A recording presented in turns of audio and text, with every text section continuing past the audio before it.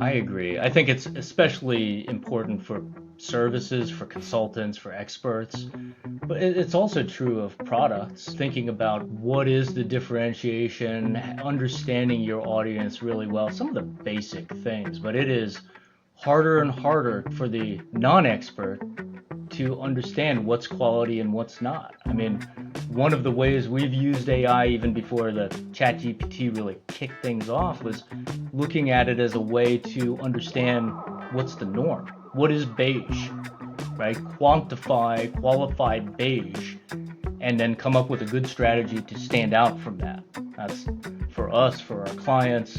That's a value because it is, to your point, cannibalizing itself. It is becoming more homogeneous. It's how can you stand out? How can you connect? Welcome to another episode of From Startup to Wunderbrand with Nicholas Kuhne.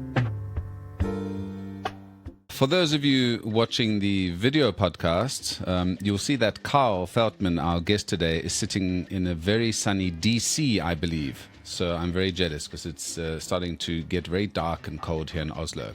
So Karl is a frequent writer and speaker on professional services marketing and strategy, and he's co-authored a book that we're going to chat about today called Visible Expert Revolution, a guide on transforming professionals into industry leaders through strategic marketing.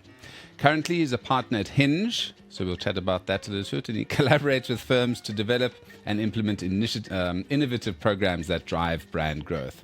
He's got a background that includes guiding marketing strategies for international brands, got a computer science degree, and brings a wealth of experience in building successful digital and traditional marketing strategies. So, Karl, welcome to the show. Thanks for having me, Nicholas. I love that introduction. I want to meet this person. It sounds fun. Yeah. So when I read that you're a partner at Hinge, I thought, oh, okay, well, that's interesting. This will be a new kind of conversation, but it's a different type of Hinge. So let's talk about Different type? the business that you're in and exactly what Hinge does, because it might be misleading to some folks who Yes. sign up to watch a program on Hinge. So I'll address the elephant dating platform first. Hinge Strategies, Hinge Marketing was actually around before the dating app. And if we're talking about visibility, we worked really hard to build visibility with professional services firms that care about our work. We're a full service agency with a strong streak for data and research.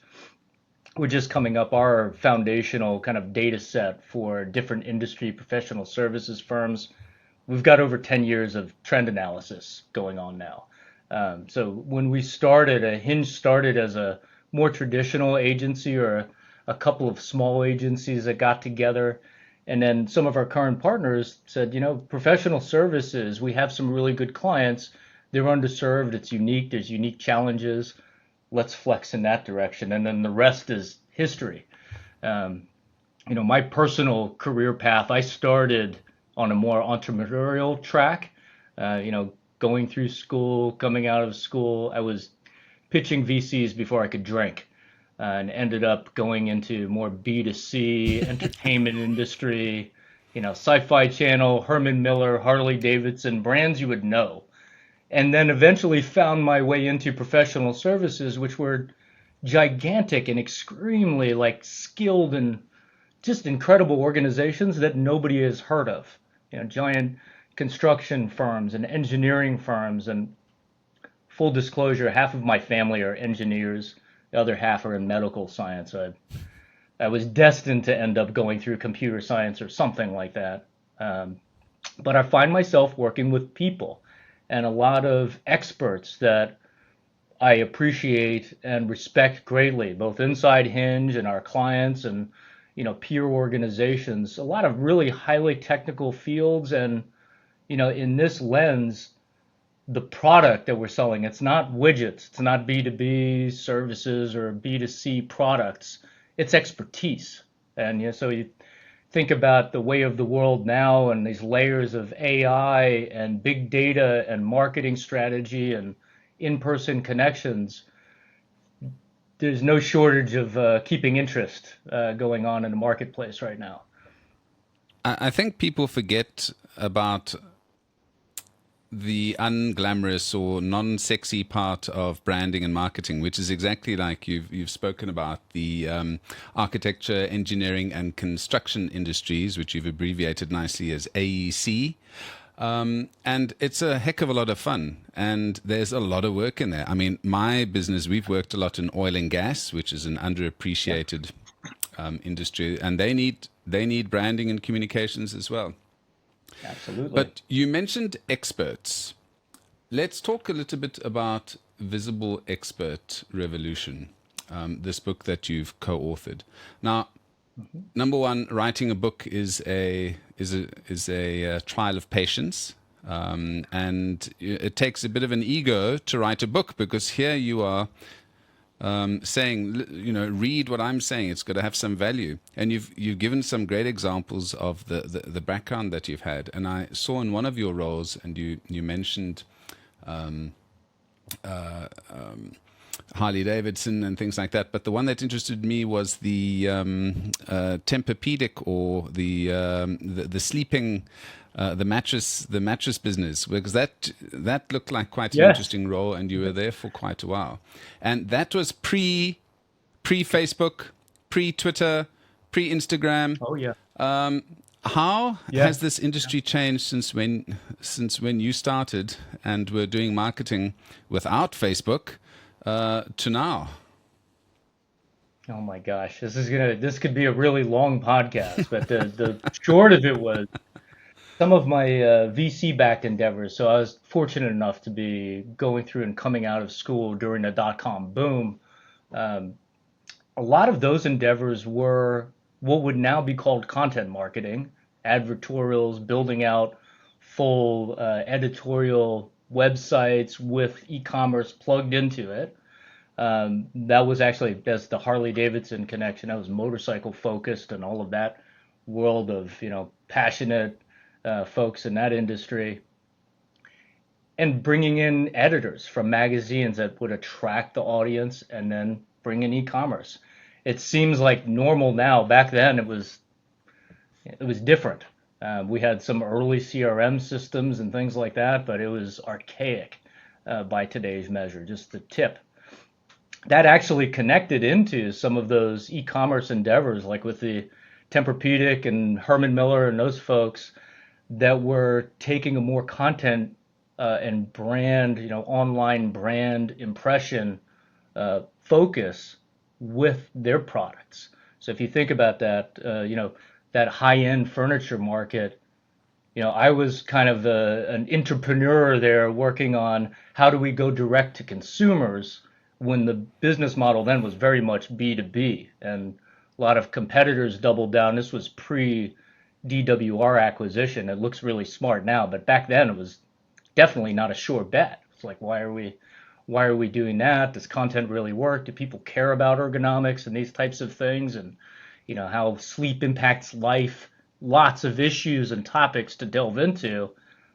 The answer was yes, but at that time it was still at the very early stages. Now it's almost accelerated into there's so much out there, it's hard to understand what's quality, what's not, what's the sea of AI beigeness. And then, as I've landed now in professional services, how does the individual expert or team of experts in solution cut through all that noise? There are a lot of echo chambers now. There used to be nothing. There used to be trying to build that. It's shifted very quickly. We like to say, the pandemic, it did give some quiet time for book writing, and that's something we empathize with our clients a lot. How do you balance writing a book and going to conferences and speaking? We have built-in empathy in our work, but I gave some time to reflect and work on this book with my colleagues, and really go through a lot of research and analysis where we could pull out here are the big takeaways here. But it also, the world was changing quickly, as it didn't change so many of the trends that we identified, but it accelerated them. Everybody woke up and realized, gosh, taking folks out to dinner all the time, that's not the only thing, or there's 20 people make the decision, not two or one. It's so some of those realizations I think have really hit home. So we've got a lot of folks, struggling to catch up, and the folks that had invested in big data infrastructure, training, sales training, those types of things, they are running away from the pack right now because they just have better intelligence. That's it's what the rest of the world, B2C and B2B, has been operating in that way for years, but it's just kind of hitting the shore now here. Yeah. Well, it takes me to the question that I was going to ask you regarding data, because when we start, I think we're in a similar age bracket. When we started out, we used to get quarterly research reports or monthly reports from Nielsen's and companies like this. But with social media and with big data, like you've mentioned, we've got so much data. Is it really making our life easier to make decisions and make better decisions than it was 20 years ago, Carl? It's a great question. I think there's a lot to unpack in that. I think in a lot of ways it has really helped, and the access to information now is just mind blowing when I step back from it, right? The ability to slice and dice and get access to cross-tabbed analysis in real time is just incredible, which means that if you have access to these types of data sets and tools and that kind of strategy, you can focus in and understand what's relevant, what's important, how to speak to an audience in a much more targeted way. Now, on the other side, there are so many layers to influence and what's hidden in kind of black boxes of technology that obscure and kind of homogenize a lot of the communication. So there are new challenges as well, and I think it's really confusing for the end user a lot of times. Like we've seen one of the biggest trends that's just fallen off a cliff is buyer loyalty. So loyalty to teams, loyalty to brands, it's fallen off because everybody sounds good, right? There's a lot of sameness, a lot of similar, a lot of good teams, and more access, more speed. It's almost like, the human component has a lot of catching up to do to just process the information fast enough in order to make an objective, informed decision. It's brought in more challenges in that regard. Yeah, and I mean, you are obviously very data driven, and what I've seen in the last couple of years, also having worked in the AI and data science space, is that everyone has got access to data now. In the olden days, only big companies, Unilevers and the Coca-Colas, would have these big reports and would have those nuggets of information that they could go to market with.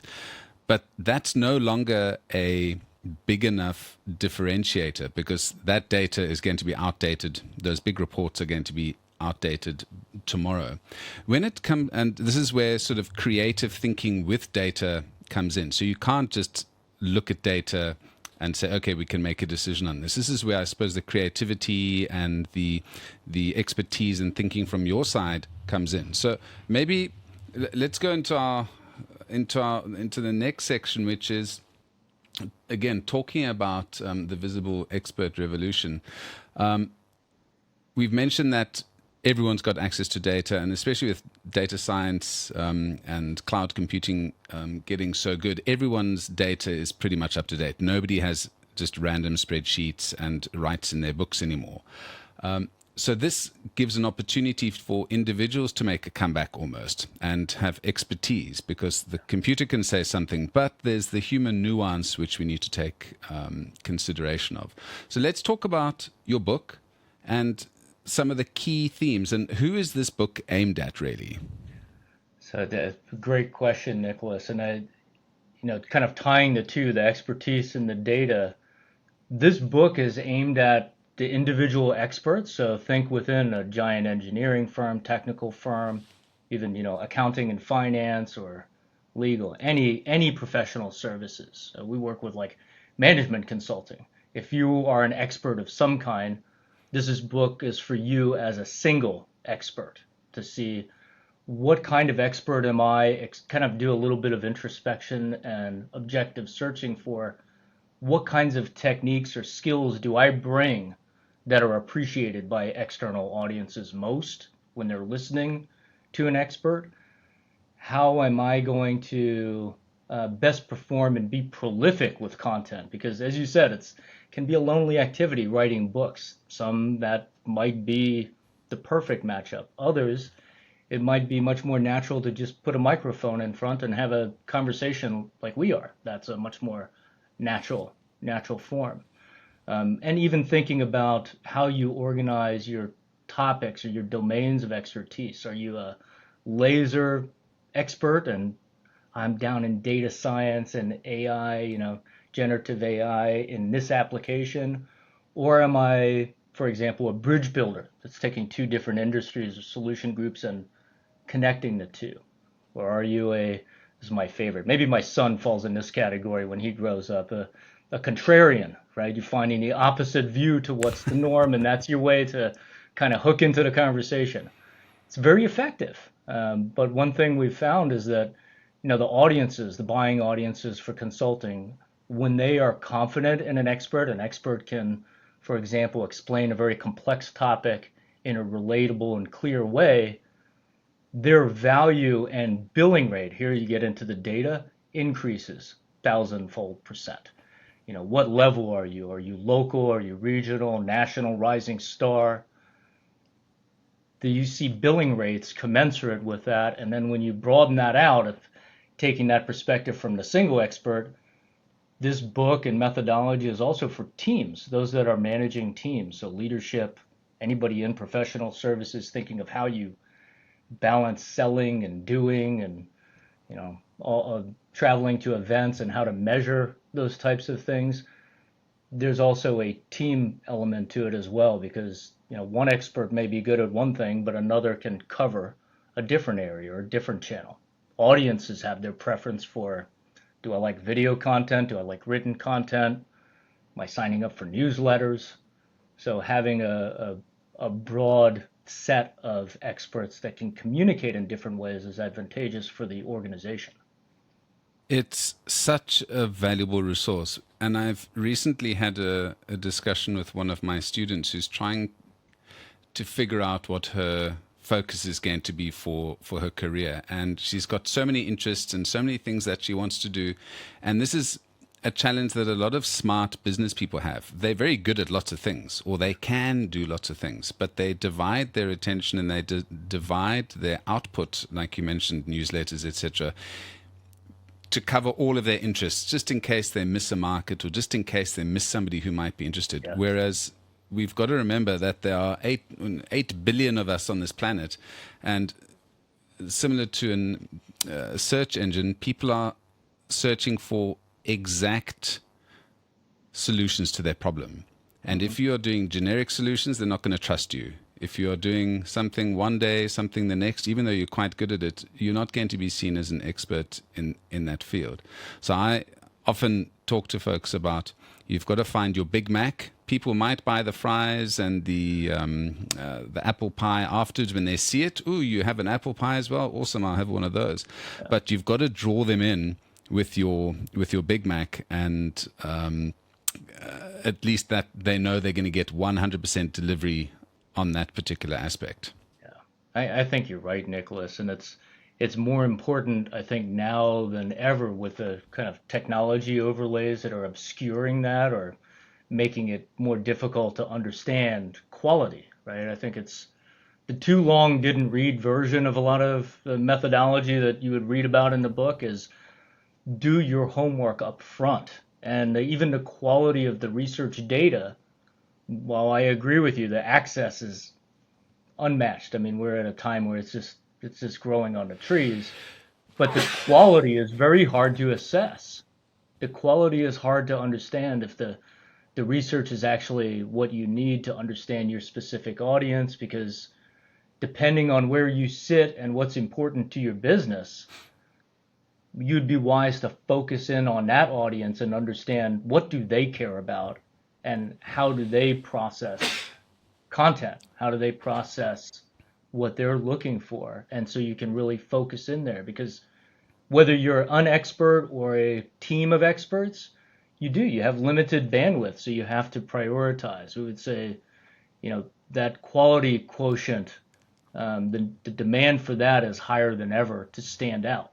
And that even that's even true Well, when you're feeding the AI. The AI kind of absorbs that. well, I think it becomes even more relevant now when anyone can get information from ChatGPT, Claude, and all of these different platforms where it looks like it makes sense, but you have Very to true. have an expert to decipher that because it could be beautiful or rubbish, but beautifully said, That's right. which is That's which right. is the case quite a lot. And I've seen this with other lecturers who are doing very high end data science projects, and you can ask ChatGPT to generate an app design or to generate Python code, but who knows what it means? Where are the mistakes? Is this actually going to work? So I do think that the arena for specialists in their field is as strong as ever, and it's very necessary. Oh, So having a resource like this, especially just explaining the process and how to structure your thinking with a result in terms of higher billable hours, is a no-brainer. absolutely. And, if you think about it, it's not so much. You see so many articles out there around like AI replacing this or that. It is, to your point, a language-based technology and, yeah, basically reinforcing what's going to provide an acceptable response, not really true quality or understanding or intent, although it seems very much like it. And if you think about that and how you interact with audiences, there's absolutely a huge opportunity for a different way to work. The human and machine, we are all going to have to adapt, and it's a moving target. What's the right mix for your application? But it's absolutely changing the way we work. It has changed the way we work. Um, Outside of the AI marketing and investment arms race, the applications have already been here, but it's how do you leverage that with that kind of human judgment and intent and understanding? That's what really helps you stand out. The last thing I add to that is I think it's about filtering out the trash because Yes, or the unnecessary. Because if I look at the role that I'm doing, I lecture in digital marketing, and all of the things that I talk about, you can go onto ChatGPT, you can go onto YouTube and find brilliant resources. But who knows if they're relevant? Does it tie in? Does it make sense? You need somebody to filter out the good from the bad, because if you've got no experience in something, you don't know the difference. that's right. Somebody could purely, and AI has shown this, that to just tell you what you want and what you think it wants, what it thinks it wants you to hear. Yeah. So there's definitely a space for this. Now, I want to go back to your role. So, what excites you about your job? What projects are you working on right now that are making you wake up in the morning and go, "All right, let's do this"? Oh my gosh, so many. I will say that probably my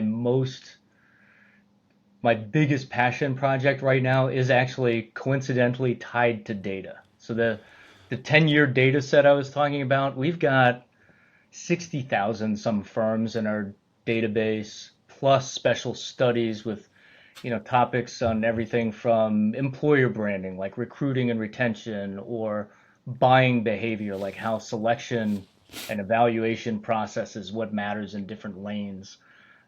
And looking back on the trend analysis, we're actually in the middle of upgrading some of our research methodology for greater real-time access to that data. We have been able to, take that and analyze it for clients for specific applications. But like we've been talking about, creating that very easy access, even through language for our teams to access unstructured data and the structured data, it's a game changer. And this is one where I'm really excited about it because I understand the quality of the content. I know where the research came from. And so being able to provide some access, like you were talking about earlier, basically democratizing some of that access to the information, that's really exciting. And it's something where, we're seeing the lights come on in professional services valuing this kind of understanding. And so there's a great satisfaction in matching that up. It's like breaking down some of the code of things that, when you talk about it, sometimes like people just don't make sense, but then you start to analyze and pick through the process and you can see the chain of events or, have some information that may guide you for your specific audience. That's pretty cool stuff for me. Well, I do foresee that as one of the big growth areas in this AI driven age is the quality of the source data. Yes. And like you said, taking structured and unstructured data. And I do think that a lot of companies are going to see, look, half of the AI content that we're getting now is learning off other AI generated content, which could be false in the first place. That's So right. we've got this, we've got rubbish in, rubbish out when it comes to a lot of the AI stuff. And I think it's going to get worse Oh yeah. because if you I'm think about, we in the a couple of years ago, there were maybe just for example, 1 million new articles being written a day by writers around the world, yeah. and AI would be able to absorb that. Ooh, nice, fresh content. But now you've got 1 billion articles being written a day because Yeah. people have got access to AI, and it's Yeah. all the same, and it's all coming from the same data sources, and it's all bland, like you said, beige. So Beige. I Just think having unique repositories of data, which is trained up and is going to give actual value, is that's the gold in the future. Having it yeah. separated from the mass of data that's out there. I agree. I think it's especially important for services, for consultants, for experts, but it's also true of products, thinking about what is the differentiation, understanding your audience really well, some of the basic things, but it is harder and harder to for the non-expert to understand what's quality and what's not. I mean, one of the ways we've used AI even before ChatGPT really kicked things off was looking at it as a way to understand what's the norm. What is beige, right? Quantify, qualify beige, and then come up with a good strategy to stand out from that. That's for us, for our clients.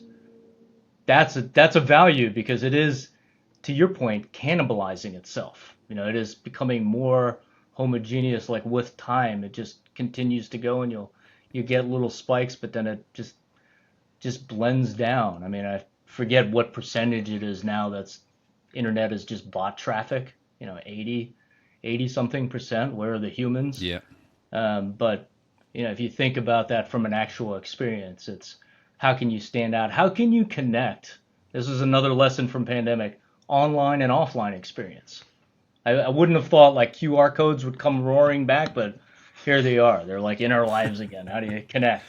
There will probably be better ways that come out, but thinking about, I couldn't believe coming out of the pandemic how many requests I got to fly across the country or to different conferences around the world for speaking events because people wanted to see one another. They were just there was a pent up demand for real world experience. So even though digital is so important for scale, for breadth, for connecting and understanding and intelligence, the real world is coming back in a way too because it's been left out. It's a way to fill some of those empty calories, I think. exactly. Well, I went to a conference today where there was Snapchat, TikTok, a whole bunch of Out the Clear channel, a whole bunch of radio channels, television channels, all given a brief of given a budget and given a brief for a launch of an airline, and had to come up with a solution for that. And outdoor radio, television still has a place, and digital, no matter how much they're trying to kill these channels, you might see a migration towards some of these more traditional channels for folks who want to catch customers where they are, because Yeah. the online space and the digital space is so full Yeah. You're never going to get seen unless you're a Coca-Cola or one of these big brands. So I But agree with you. I think those I'll empty go calories back that you're to talking about. the access for data is so exciting now that even if you are the little guy, you can access where is your target audience online and offline and surround them all the way through. All of this digital information, all of these social media channels has made entrepreneurs and businesses a bit lazy, because they are given this false hope of being able to communicate to the entire world, have a global audience, and they forget that you've got to start, friends, family, like insurance salesmen, friends, family, the church, your local community, and move out from there. If you just start spraying it out to a global audience, I think that's why we're not getting any, really truly strong brands coming out anymore, because they're doing it the wrong way.